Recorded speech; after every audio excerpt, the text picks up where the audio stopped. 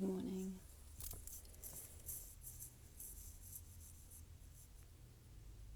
Hello, good morning. Welcome.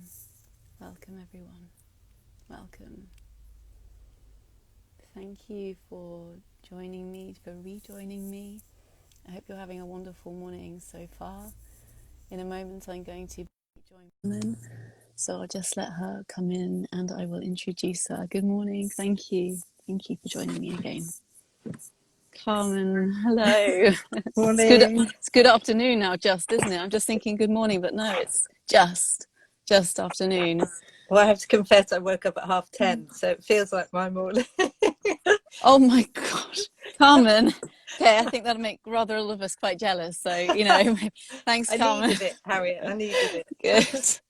Good. Wonderful. Well, I'm delighted to have you join me this afternoon, Carmen. Really, really thrilled. Firstly, I will introduce you, and it's my absolute pleasure to introduce you as a wonderful walking therapist that I know very well myself, and also founder and creator of Soul Hub, which I'm sure you can also share with us in a moment what that work and what that dream behind that entails. But firstly, a little bit about Carmen herself and what kind of first inspired you and kind of made you find your way towards becoming a walking therapist. I guess probably starting about 12 years ago. The delightful I think, the divorce. So I had a long-term relationship, 10 years, got married, and within 6 months was feeling, let's say, what we'll be talking about, right? The anxiety. Exactly. And really understanding that it wasn't the path that I wanted to take. And then that whole delightful unraveling of actually coming to terms with I guess the decisions I'd made and the behaviors I'd instilled in myself, and actually then leaving the marriage and then taking really like a long period to kind of forgive myself and to recover from that process. And in all that, kind of asked the big questions of why did I do that? Why had it happened? And started going to therapy myself. And then, as with all these things, I think the web weaves the path that is meant to take you on. And often they say therapists are those who have done a lot of the inner inquiry themselves. So, Yes. I've spent 10 years doing, numerous courses. I guess the biggest part was when I went to the School of Wizards, which was run by a guy called Andrew Wallace. And it was a deep dive into our psyche. So we looked at the emotional, spiritual, psychological self. And I spent 2 years in a room with 13 other women. And let's say there was no corner unturned. Gosh. So we all got to know each other very well.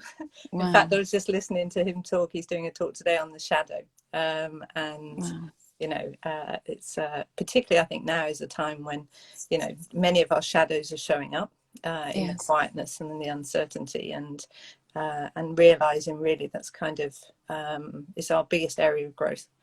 Yes. And today we've actually got the pleasure of actually talking about a huge topic, which is that of anxiety. And of course you've got within Soul Hub, of course you've got, I think, is it 22 therapists that kind of deal with all areas of well-being, health and well-being. So it's not like, as well, it's important to mention that obviously everybody has a way of kind of finding help, and I think you're also a big believer of finding the right person for you to help you, and also of course we can help ourselves, which is what I know you'll be discussing today as well. So the big picture of anxiety, tell us a little bit about that. If we might have experienced it, but we may not know perhaps why or how. Tell us a little bit about. Interestingly, Laura, who was one of your Yes. your hosts, not your host, your guests earlier on. Yes. Yesterday I experienced it, and in a way that sometimes I think we don't. So I had headaches last night. I woke up in the middle of the night with headaches.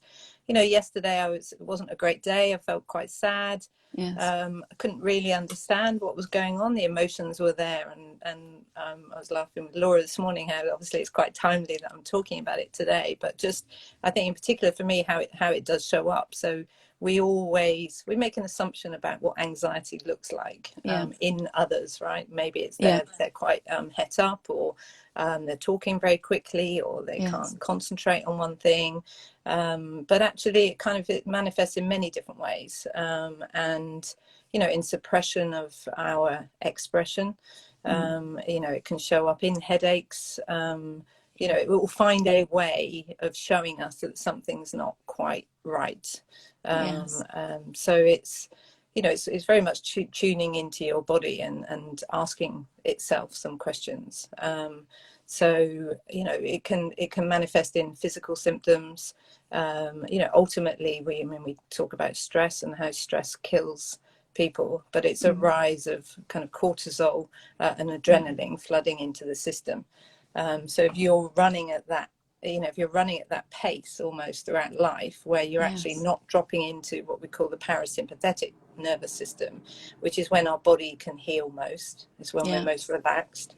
Otherwise, if we're in the sympathetic nervous system, it's this continual pumping in of fight or flight response. So we're always kind of ready to do the next thing. And particularly, if you're running your own business, if you've got a lot going on, if you're not able to find those quiet times and to really slow the body down, then you'll notice how you're just on the go the whole time. You can't stop your brain. It's like chatting the whole time. You can't sleep very well. You're having arguments with your husband or your friends, or you're feeling unsettled and a bit angsty. All those things are kind of an expression of anxiety and stress. And I think it's really important, especially when considering children or trying to conceive. It's like a lot of, I think stress has such a massive effect on the body itself, doesn't it? And sometimes I think the hardest thing is that sometimes we don't even know that we're super stressed. I think that's also because we're so used to living up here on this raised level, bang, bang, bang, bang, bang. And we don't realize that the body is, in fact, just like you just said, in that fight or flight mode, which is not obviously the best place to, if we're looking to conceive, or if we're trying to grow anything in our lives. It can't. And we often notice almost in the giving and receiving, right? So receiving is, getting pregnant is a receiving process. And often we're not good at sitting in the receiving. We're always happy to give to others, and we're running around doing things for other people. And actually, many people find it quite challenging to actually being in a place where somebody else does something for us. And sometimes it's quite telling, so if you can actually even ask for the help, or for somebody to make you a cup of tea, or to somebody to run a shower for you, or whatever it is, it's kind of, just small incremental kind of practices, how you can allow somebody else to give for you, so that you're practicing the receiving. If they're out of balance, then there's normally an anxiety or a stress there. So that's one way to notice it.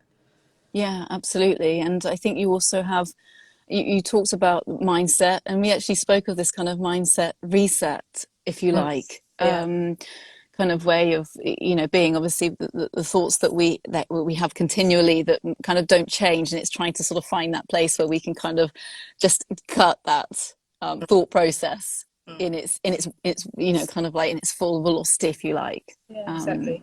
Because there's coping with anxiety, right? So there are methodologies that we can use to, once we see it, and acknowledge it. So we'll talk about those in a minute, but kind of meditation and breath work, and probably things we mostly know, but that's the coping. But underneath it all is, I always say to people, you weren't born anxious.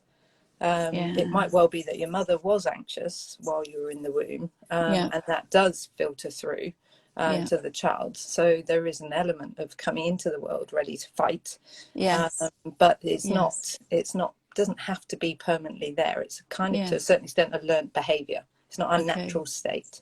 And so very often it's the brain, and it's the stories that we tell ourselves. And we forget sometimes, obviously we talk about it more these days, but we're happy to go out and go for a run and look after our physical body. And we give that the time, we go to yoga, but actually it's on the mental side, we allow our brain to run ourselves. And how can we flip that? So first thing in the morning, what's your first thought for the day? And that's where it starts. So the mindset reset is, how do we each morning, as soon as we wake up, if we have a negative thought, why do we go with that thought? And actually we choose not to choose that thought and choose something more positive. And it is only a practice. It's something you can't suddenly in the middle of the day go, I've had a really bad day, when you've allowed those thoughts to overrun you. So it's kind of, it has to be small, otherwise it feels unmanageable. But how do we do it? One step at a time. So in the morning, you know, you wake up and it's how we build the momentum of that. And if you ever listen to the work of like Abraham Hicks, it's like, how do you get in your highest vibration? Because we all know what a good feeling feels like in our body, and we know what a bad feeling feels like, right? Yes. So how do you have more of that those good feelings? Yeah. So very simply, do the things that you love. Yeah. And you know, and so tackle maybe those things that are on your to-do list that you don't enjoy doing later when you're feeling in a better space. But certainly, what is it? Do you want to wake up this morning? So as I said, you know, I didn't feel great, so I went for a walk. So I just took a hot lemon and went for a walk in the park. So just something to slow me down. And I've got a whole list of stuff to be doing, but it's like that can wait. I have to look after me first and look after my mental state first. So, you know, really just questioning what those thoughts are. And we talked about before, Harriet, didn't we? It's kind of what the thought in itself. It's like, what would you have to believe about yourself for that to be true? So let's say you and I are coming, you know, we're talking live now. I could have a whole host of thoughts about what it might feel like. It could be that, you know, I'm worried about what I look like on screen. I'm worried that behind me I've got a load of washing and stuff to do, and each of those things I can make a story about. So yes. So I Definitely. could say my washing's there, you know, I'm not very organized, or I'm a useless girlfriend, or I'm always in a messy state, or whatever it is, and asking myself, is that true about me? Is it that I'm useless? You know, and that's the feeling that is driving the behaviors. So, you know, once I then, am I useless? Well, no. I also managed to get up and go for a walk, and I managed to be here with you and talk to you. So I know I'm not, but I want to gather that evidence. And it's just seeing what those patterns are that the things that we tell ourselves that aren't true. So it's almost like waking up, if you like, to actually the thoughts that are running through 1,000 times a day in our minds, and and not just letting them run wild, actually just, you know, giving them space for acknowledging it. And like you say, asking, okay, is that true? And also a case of maybe what's the worst that could happen also, I think is something certainly I've been recently trying to, you know, figure out, you know, when my mind's gone crazy, trying to bring it back. Like, what's your biggest fear, right? You know, so if it is true, then what are you worried about? Exactly. And fear, exactly what we spoke of, I think, before as well. Looking on at fear, you said, instead of with fascination. Is that correct? It's kind of looking at it with fascination rather than this oppressed feeling. Well, we're scared of certain feelings, right? We're scared of anger. We're scared of stress to a certain extent. Because we're out to rule us. And yet, in many ways, if we can look at it and go, they are just emotions. And their emotions telling us something. So ask, you know, be inquisitive about it. And as you say, be fascinated.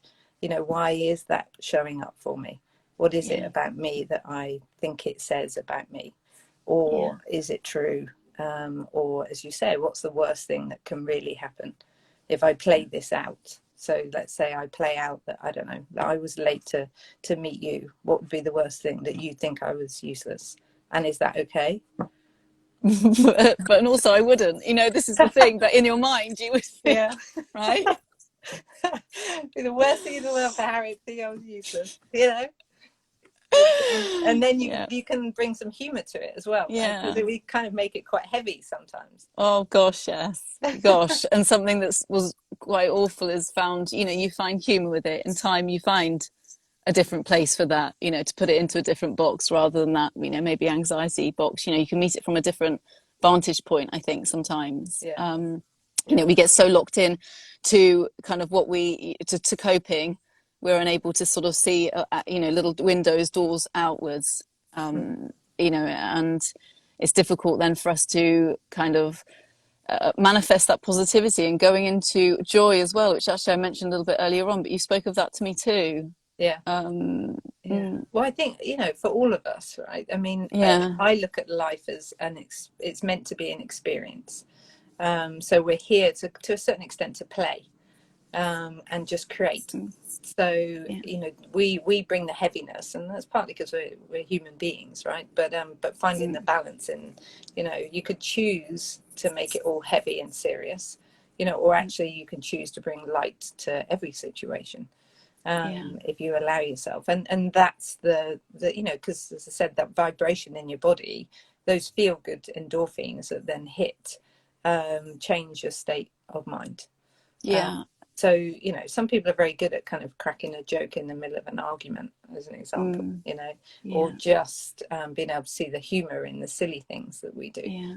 and Yeah. laugh at ourselves. So even if it's, you know, you need to go and dance in front of a mirror, Yeah. or, you know, just, you know, Yeah. move around and just let the emotion go. Because Yeah. we often laugh, and if you look at animals in the wild, right, you kind of, like a duck will have an argument with Yeah. another duck, or Yeah. they often talk Yeah. about polar bears, and they shake it off. Yes. So they just shake Yeah. off like the angst, and then off they go again, off to talk to another duck or whatever. But actually we don't do that. We hold it in and we swallow it. Yes. Yes, we do. And then it gets like let out on something, namely or internally, like you say, till the body obviously, you know, erupts, or physically maybe out on someone else. You know, you're taking your aggression, your anger, your fears out on somebody else as well. And again, when going back to when it's something very personal, that's, say you are trying to conceive, or you're dealing with a difficult relationship, you're dealing with something that again is can be very sometimes isolating. Actually, Yeah. it can be really hard, and you do just, it, for want of a better word, suck it up. And you know, you're trying to deal with it, you don't feel so good, then you start to feel bad about yourself, you get anxious about, you know, seeing people, meeting people, talking to people. It's the mind going back to that again. It's just, you know, how can we really help ourselves out of that situation? I mean, I know time is a blessing, so to speak. With time things heal, we know Yeah. that, or you know, certainly it ease. But if we're in the middle of going through a big struggle, how can we really function at a Yeah. better way than maybe what we are functioning at the moment? Yeah. I think there's the immediate kind of tools, right? The toolbox, and we all have different ones. So one doesn't necessarily work for another, but there is, you know, back to do the things that you love, or the things that you know that work. So, you know, food is important. So making sure that, you know, whatever you do in terms of just ultimately being kind to yourself, how do you keep reinforcing that? Whatever I'm doing, this is kind for me. Yeah. So it might be that, yeah, you make different choices about your food options. You don't go to your processed food, or you don't go to your sugar and your caffeine. You actually choose whether it's a juice or, you know, something healthy that in itself is just, it's not always just about the food, but it's the symbol of this is kind. I'm being kind to myself, what I'm eating. Yes. It might be that you take time out and go, I just need 10 minutes to go for a walk. I'm always obviously I'm a walking therapist, so I'm always suggesting that people get out in nature, because nature kind of lifts us up away from our everyday heaviness. You know, sometimes when I'm out at night, and if you walk under the stars like in Richmond Park, it suddenly elevates you up to like the universe level, and you're like, it's okay up there, and actually I've made it small and about what's going on here and now, and actually can I bring myself out of this, and like almost like a helicopter, like look down on it. So for me, going out into nature, and even just sitting under a tree for 5 minutes, you know, we can all find that space. We can find 5 or 10 minutes in the day, and just be quiet and ground to the floor is one way. And then another way is meditation. You know, it has to be go quiet, because to a certain extent we've just allowed our brain to gear up and to run at another level. So it's quietening the brain, and you can do that while you're making a cup of tea. You know, the science is, if you do 3 minutes a day, then you change your neurochemical patterns. in your brain. So it could be, you know, I don't know, if you're boiling an egg or if you're putting a cuppa on, just stand quietly and just stare at the steam for 3 minutes. And all, you know, that's, again, you're just reminding your body, because it's there, we just forget it, but it's kind of like, okay, for these minutes I'm not going to try and not to think of anything. It doesn't have to be to go and sit on your cushion and meditate for 2 hours a day. It'd be great if we could all do that, right? Yes, it would. Oh, yes, You know, it would, it's stuff that's easy for us to incorporate into the day. And then you start to see it feeling like slowly just a little bit of change. But ultimately, you know, I always come back to kind of the alignment of you, and what you're, you know, what you're here for, right? So if you're thinking, I can't get pregnant, the chances of you getting pregnant are going to be less. So it's, you know, we work ourselves up into that state. So it's how do you go general? So therefore, distract yourself as much as you can and just do the things that make you happy, to allow you to get into back to the receiving mode. I like that you talk of the receiving. I hadn't looked at it like that, but I hadn't looked at it like that. But it's important, and that whole being kind of available and in a good space to receive. Emma Cannon talks a lot about, she has 6 pillars of fertility, and so she breaks down, she did a really great TED talk, and you know, sorry, what's her name, just in case anyone missed her? Emma Cannon. Okay, thank you. So she works with women looking to get pregnant, and so she does acupuncture, and essentially at the core of what she talks about is receiving, and getting our bodies in the right place. I remember her saying to me years ago, if you were trying, and I was running a lot, and she said, if you were trying to get pregnant now, I'd be telling you not to run, because almost you're exhausting your system, you know, rather than being, you know, so gentle forms of, like, whether it's walking, something that still keeps you fit but it's not exhausting your body. I mean, running works for some people, but it depends how you're doing it, right? If you're going out and no fat on you, you know, so if you're kind of not allowing, you know, even I guess the comfort, almost think of it as a comfort blanket in yourself of what you can nurture. You're nurturing you, ready for the baby to come. Absolutely. And it's interesting, I'm sure that Charlotte will touch on that later on in the fertility kitchen. It's a very interesting point you just made.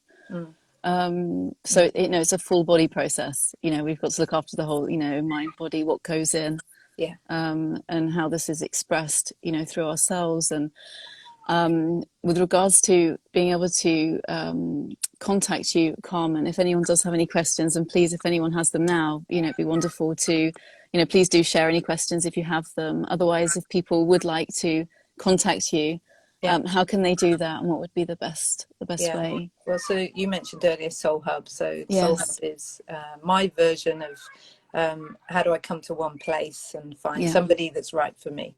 Whether it's some food issues, whether it's sexual issues, whether it's mind, body, spirit, wherever you're at, there's somebody there hopefully to support. Sorry, can you hear the children? The children, yes, I can, outside. So that's typical, isn't it? So you can either come through Soul Hub, because there's other content there as well, and people, and then you can come through there to me, or just Carmen, Carmen at soulhub.co.uk. That's probably the best way. But also I'm on Instagram as well. Wonderful, Carmen. So if anyone has any messages for you, they can, of course, get in touch with you via message. That's fine. Or come and find you, obviously, at Soul Hub, which is an incredible space as well. So do definitely go and check Carmen out and Soul Hub out for sure. So I just want to leave it with thanking you so much, Carmen, for joining me today. Thank you so much. It's really wonderful to talk and be open about anxiety, and I hope it helps a lot of people. So thank you so much. Fabulous. No problem. Thank you. I know. Getting quite used to it. I don't think I'm going to leave. I've got to stay here. It looks warm. It does. It is. But I kind of like warmth, so I'm actually okay. I'm fine. Like my love. Exactly. Yeah, exactly. Thank you so much, All Carmen. right. Thank you everyone for listening in. Thank you so much. All I'll right. catch up with you very Thank you, soon. Sheila. All right. Take Take care. care, my love. Bye. Bye bye. Bye.